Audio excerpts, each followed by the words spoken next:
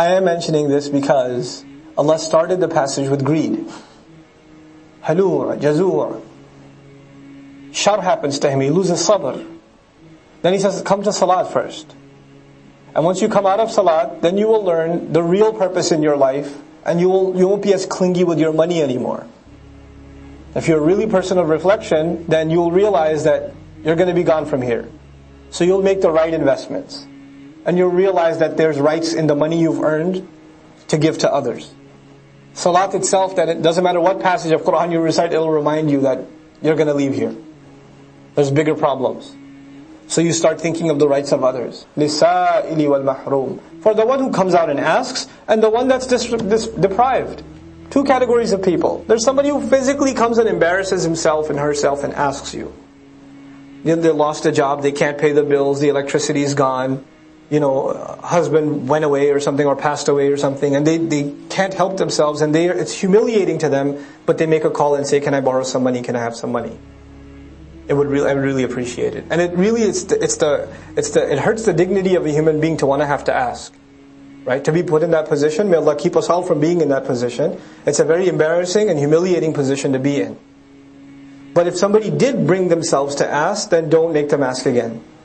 And then there's al-mahroom. Al-mahroom is the one that's deprived. The one that doesn't have.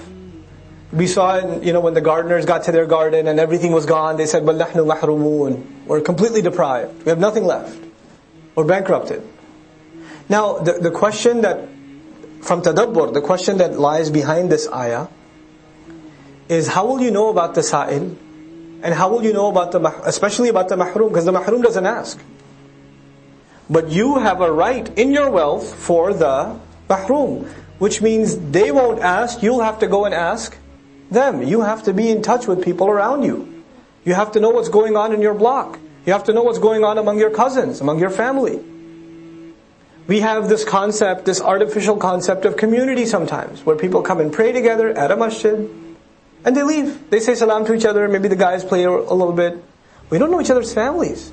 We don't know our problems. We don't know if somebody has trouble. We're not close enough that somebody would be comfortable in saying, brother, I have an issue in my family. I need some help. We don't have those relationships. And when somebody does come and ask, we don't know if they're genuine or not, because we don't have genuine relationships. That doesn't exist. Behind this ayah is actually a sense of community. You can't establish this until there's a sense of community. And a sense of care for extended family. It starts with family and then everybody else. You have a cousin who's in need, you have an aunt, you have a distant relative, they live in some other country, or they live here and you haven't been in touch. Whether they're Muslim or not doesn't even matter, but they're in need.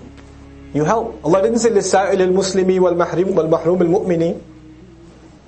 Anyone who asks, anyone who's in need.